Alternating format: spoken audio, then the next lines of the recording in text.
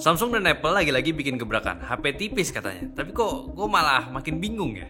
Ada apa nih sama mereka? Samsung udah mau rilis Samsung S25 Edge, atau sebelumnya kalau di leak itu namanya ya Samsung S25 Slim. iPhone juga udah banyak nih bertebaran leak-leaknya kalau lu mau launch iPhone 17 Air, iPhone 17 Air. Tapi gue makin sebel gitu. Lu juga gitu nggak? Asli kayak gimana gitu. Cuma ya kalau lu penasaran ya kenapa plus mau diskusiin juga, mending intro aja dulu.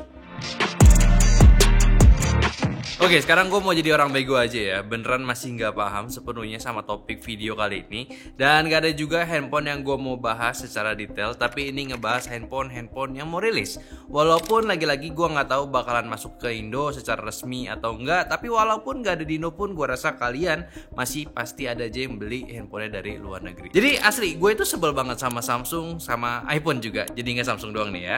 Mereka tuh kayak barengan strateginya buat handphone tipis di generasi barunya. Kayak to the point aja lah. Ini kenapa tipisnya itu harus dibedain lagi sama serinya.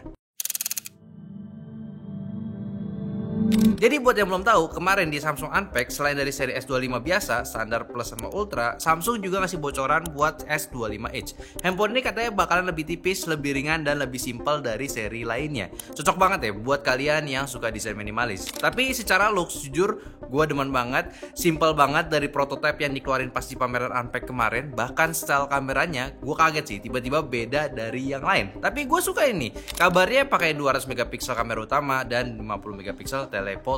Ya kalau ini sih kemungkinan besar ultra awet kali ya. Jadi kayak agak digeser dikit gitu infonya. Terus juga punya desain ukuran mirip kayak S25 Plus dengan ukuran layar 6,7 inci tapi lebih tipis dan tentunya bakalan lebih ringan pula. Udah jelas lah, nggak sekedar cuma leak doang. Udah official, sebentar lagi bakal dijual. Mungkin beberapa bulan lagi atau ya barengan sama Samsung A series kali. Ya kita tunggu aja kabarnya nanti. Nggak kayak iPhone yang semakin nggak jelas. iPhone Air atau iPhone tipis katanya bakal jadi langkah besar Apple. Tapi masalahnya leaknya liar banget nih. Ada yang bilang cuma 5,5 mili gitu ketebalannya. Bahkan bisa ngalahin atau ya hampir mirip sama iPad Pro 13 inci. Tapi serius, ini beneran ada atau cuma rumor yang terlalu ambisius nih?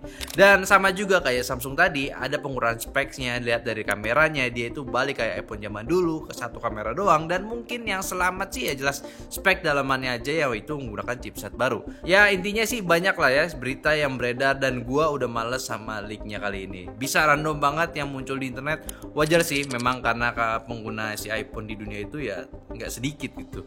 Dan cuma di Indonesia aja si iPhone ini kelihatan masalah banget. Sampai sekarang iPhone 16 series nggak dijual ya. Persetujuan sama pemerintah sini juga nggak beres-beres. Nggak tahu kenapa nggak kelar-kelar. Ya gue sih nutup mata nutup telinga sama nutup kupingnya aja lah ya. Tapi gue sih rasanya tuh tahu di masalah utamanya itu ada di mana. Cuma nggak akan gue bahas aja. Pura-pura nggak tahu aja gue. Sekarang balik lagi nih, kenapa nih dua brand nyebelin banget, Samsung sama Apple, buat handphone tipis tapi di seri yang baru? Kenapa nggak langsung aja ke seri yang biasa mereka gunakan, yang mereka bikin? Padahal kalau misalkan S25 biasa sampai S25 Ultra bisa kayak S25 Edge ya, lebih tipis sama ringan juga. Ini sih gue bakalan salut banget. Ini ya si S25 Ultra aja, kenapa sampai gue ikut pre-ordernya? Ya karena sekarang lebih ringan. Alasan utama juga kayak gue beli handphone ini. Dan gue juga udah sempat coba pegang S25 Ultra di Samsung Store dibandingin sama S24 Ultra sih, ini kerasa banget bedanya. Jauh lebih ringan dan lebih asik buat ditenteng. Dan bakal kerasa kalau lu pakai buat di jangka waktu yang lebih lama. Sama iPhone juga, kenapa harus ada versi Air-nya gitu? Kenapa nggak di seri biasa aja yang Pro-nya gitu dibikin tipis? Mungkin alasan utama ataupun alasan umum dari nantinya ya orang-orang bakalan pada takut sama durabilitas handphonenya. Apalagi kalau udah sampai di potek sama si diririk. Kayaknya belum ada trustnya gitu. Tapi kalau dilihat dari teknologi sekarang udah semakin advance, semakin bagus materialnya, bisa gunain di sebuah handphone.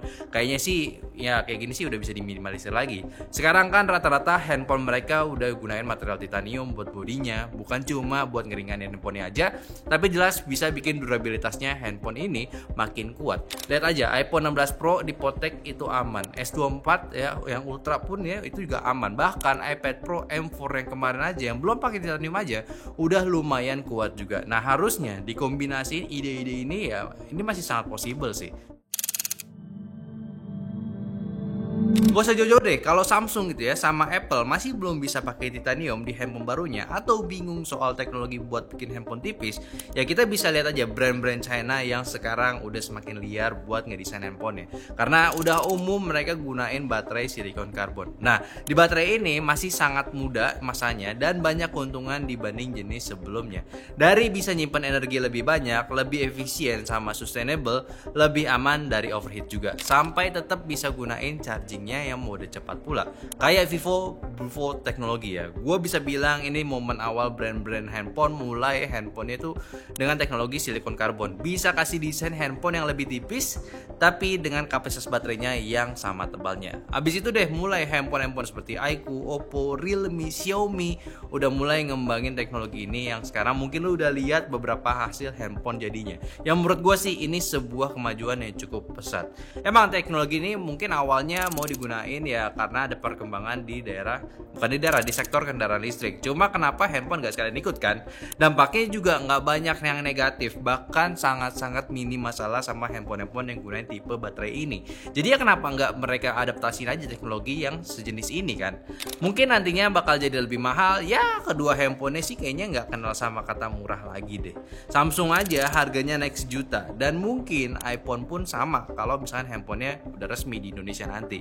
Atau mungkin karena marketnya belum siap. Ya tapi dari Cina sih nggak gitu ya, masih laku-laku aja. Tapi ya tetap mungkin bisa aja karena pasar kedua handphone ini kan besar dan global juga. Mungkin jadinya ya perlu perlahan kali. Tapi enggak sih ya gue sih jadinya dibikin dilema aja gitu. Apalagi teman-teman yang emang fanboy dari salah dua handphone ini pasti pengen cobain dong yang baru, apalagi jajaran flagshipnya. Tapi kalau mau beli teknologinya kan nggak serata kanan gitu loh kalau misalnya dibedain serinya. Ya udahlah, gue pun juga sebenarnya masih berharap sih gimana gebrakan dari kedua brand besar ini. Apakah mereka itu benar-benar bisa ikut tren handphone sekarang? Ya gue sih sangat mengharapkan itu. Karena ngapain punya handphone berat-berat dan besar kalau ada handphone yang lebih ringkas dan lebih ringan namun tetap mewah juga, ya nggak sih? Bukti teknologi itu udah semaju itulah. Dan statement kuat juga buat para penggunanya, nggak cuma kayak beli handphone baru tapi rasanya nggak kelihatan kayak orang handphone baru ya. iPhone udah mati lah, desainnya gitu-gitu doang, dan Samsung ya sama juga gitu-gitu juga bentuknya. Gak usah lah dua kubu ini saling menyerang soal itu. Kalian lagi berada di nasib yang sama-sama mulai kegerus sama teknologi handphone Cina gitu.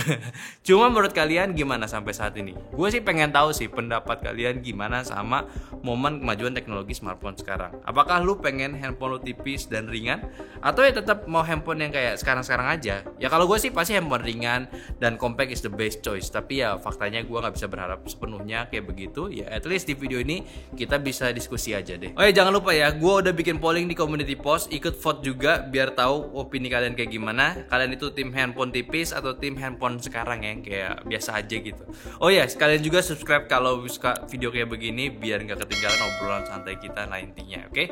So mungkin aja video gue kali ini yang terakhir. Gue tetap akan menganggap diri gue bodoh juga, cuma sekedar nanya aja, share opini gue juga, dan gue nggak akan sepenuhnya benci kalau misalkan teknologinya tuh nggak berjalan sesuai sama yang gue pengen gitu. Jadi sampai jumpa di video nyata selanjutnya. Bye bye.